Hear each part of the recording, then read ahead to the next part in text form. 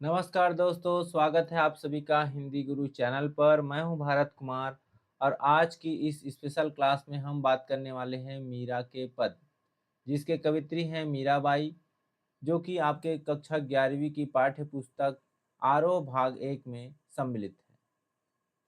तो आज की इस वीडियो में हम बात करेंगे मीरा के पद की पंक्ति दर पंक्ति व्याख्या, साथ ही साथ हम देखेंगे कठिन शब्दों के शब्दार्थ।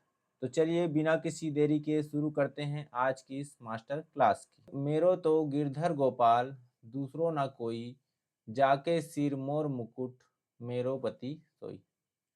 चलिए शब्दार्थ देखते हैं। तो शब्दार्थ में क्या है? गिरधर यानी पर्वत को उठाने वाला, यानी श्री कृष्ण। पति स्वामी या रक्षक। चलिए हम यहाँ पर इसकी व्याख्या देख लेते हैं। तो कहते हैं मेरो तो गिरधर गोपाल दूसरो न कोई, जाके सिर मोर मुकुट मेरो पति सही। तो यहाँ पर कह रहे हैं कि मीराबाई कहती है कि मेरे तो गिरधर गोपाल यानी श्री कृष्ण ही सब कुछ है, उसके अलावा मेरे संसार में कोई दूसरा नहीं है, यानी दूसरो न कोई। जाके सिर मोर मुकुट मेरो पति सोई, जिनके सिर पर मोर मुकुट यानी मोर के पंखों का मुकुट क्या है, सुशोभित है, वही मेरे स्वामी है, कहते हैं। आगे चलते हैं। दूसरे आगे पंक्तियां कहती हैं कि छाड़ी दई कुल की कानी, कहाँ करी है कोई, संतन ढीग बैठी बैठी लोक लाज खोई। शब्दार्थ देखते हैं। छाड़ी दई, छाड़ी दई मतलब होता है छोड़ दी। कुल की कानी यानी वंश की मर्यादा, ठीक है, या कुल की मर्यादा। ढीग, तो यहाँ होता है ढीग मतलब होता है पास या साथ।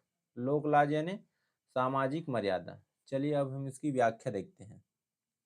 तो व्याख्या में कहते हैं कि छाड़ी दई कुल की कहानी, कहाँ करी है कोई, यानी जो मीराबाई है कहती कि मैंने अपने श्री कृष्ण के प्रेम के लिए क्या है, अपने वंश की मर्यादा और प्रतिष्ठा यानी कुल की कहानी को क्या है, त्याग कर दिया है, छोड़ दिया है। अब कोई मेरा क्या बिगाड़ सकता है? क्या करें, कहाँ करी है कोई, यानी कोई क्या बिगाड़ सकता है। फिर आगे कहते हैं कि संतन ढीग बैठी बैठी लोग लाज खोई। संतन ढीग मतलब होता है साधुओं के पास बैठ करके यानी ईश्वर चर्चा करते हुए मैंने संसार की तथाकथित लोक लाज को भी छोड़ दिया है। तथाकथित यानी क्या है, जैसे हम बोलते हैं इंग्लिश में सो कॉल्ड, ठीक है।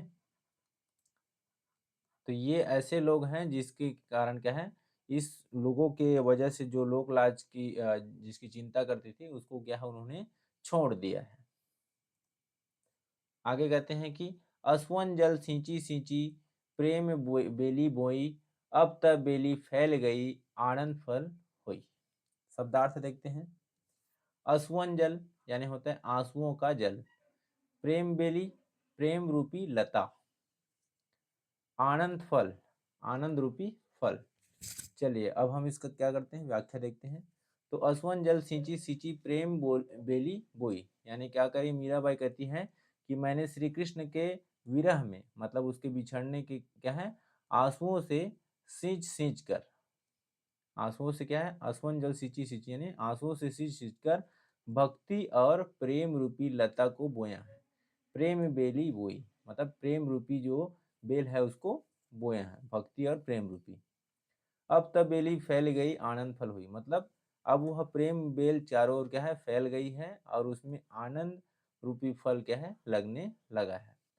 दूध की मथानियां बड़े प्रेम से बिलोई, दधी मथी घृत काढ़ी लियो, डारी दई छोई। शब्दार्थ लिखते हैं।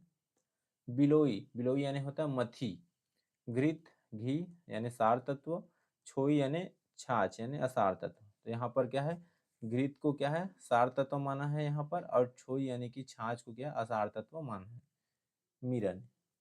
व्याख्या देखते हैं। वो कहते हैं कि जिस प्रकार, मीरा कहती है कि जिस प्रकार दूध में मथाई डालकर यानी कि दूध की मथनियाँ बड़े प्रेम से बिलोई, यानी कि दूध में मथाई डालकर बड़े प्रेम से बिलोया जाता है और दही को क्या है, मथ कर उससे कीमती घी क्या है, निकाल लिया जाता है, ठीक है। दधी मथी घृत काढ़ लियो, उसके बाद क्या बोल रहे हैं, तथा छाछ को छोड़ दिया जाता है। डारी दही छोई, छोई यानी होता है छाछ।